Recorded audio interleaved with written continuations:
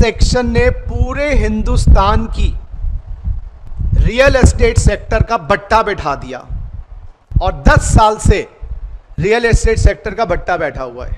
आप नोटिस करना, लास्ट के 25-30 साल को देखो या इनफैक्ट 40 साल से देखो, रियल एस्टेट बढ़ती चली गई 1980-90 के बाद से लगभग 2010 तक रियल एस्टेट सेक्टर खूब बूम पे थी। आप अगर अपने पेरेंट्स से पूछना, अगर वो रियल एस्टेट में इन्वेस्ट करते हैं, आपको तो इतना आइडिया होगा। लोगों ने करोड़ों अरबों छापे रियल एस्टेट सेक्टर में। हर आदमी रियल एस्टेट में लगाता था, कोई छोटा फ्लैट है बड़ा फ्लैट है। रियल एस्टेट में बूम का जो रीजन था वो था ब्लैक मनी।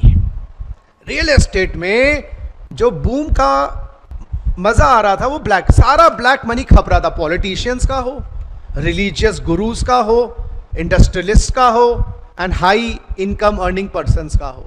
ब्लैक मनी इसलिए था कि सरकार, इनकम टैक्स डिपार्टमेंट की कोई पैनी नजर नहीं थी, क्योंकि रियल एस्टेट डीलिंग्स की इंफॉर्मेशन गवर्नमेंट तक नहीं पहुंचती थी।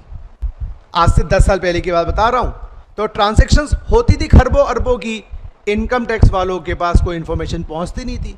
कोई ऐसा मैकेनिज्म नहीं था कि इनकम टैक्स डिपार्टमेंट को पता चले किसने बेचा, कितने का बेचा, किसने खरीदा, कितने का खरीदा।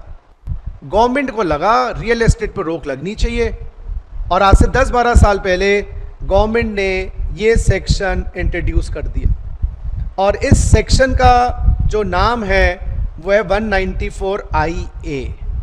इस सेक्शन ने रियल एस्टेट की ऐसी कमर तोड़ी, अभी तक रियल एस्टेट सेक्टर उठ नहीं पाया और लोगों को इतना बर्बाद किया इस सेक्शन ने। क्यों? टीडीएस प्रोविजंस गवर्नमेंट ने डाल दिए कि भाई तुम बायर हो, तुम्हें पेमेंट करनी है सेलर को, उसकी पेमेंट से कुछ हिस्सा काट लो और हमें जमा करवाओ। अगर आपकी ट्रांजैक्शन 50 लाख रुपए से ऊपर की है तो बायर के ऊपर रिस्पॉन्सिबिलिटी डाल दी, कि 1% कंसिडरेशन का आपको टीडीएस काटना है। तो अगर आपने, और देखो मिनिमम डीलिंग कोई 10-20 लाख के तो कोई प्लॉट होते ही नहीं आजकल, वो तो बहुत ही ज़्यादा बिल्कुल ही अफोर्डेबल हाउसिंग के अंदर आते होंगे।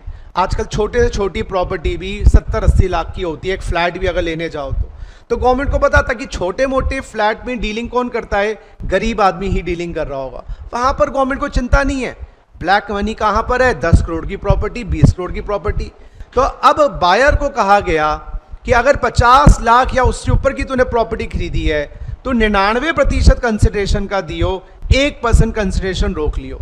तो अगर 1 करोड़ की प्रॉपर्टी मैंने खरीदी है तो मैं सेलर को 1 करोड़ नहीं देता, 99 लाख देता हूं, 1 लाख काट लेता हूं।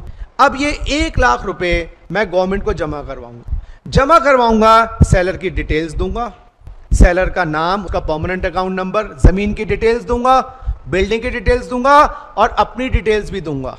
अब सरकार के पास सेलर की डिटेल्स पहुंच गई, बायर की डिटेल्स पहुंच गई।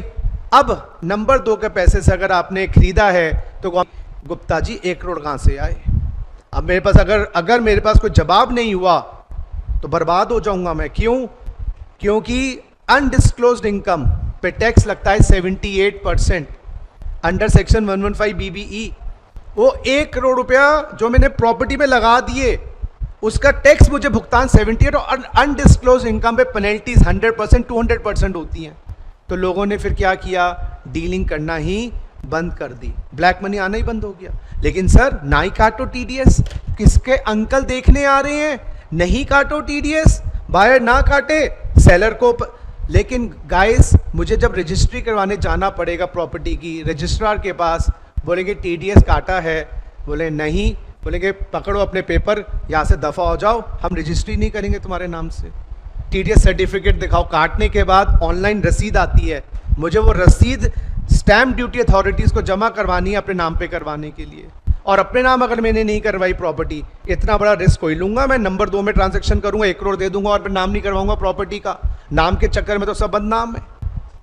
तो इस रियल एस्टेट सेक्टर की कमर टूट गई 2010-11 के बाद से, और आज तक वो प्रॉपर्टियां बढ़ी नहीं है।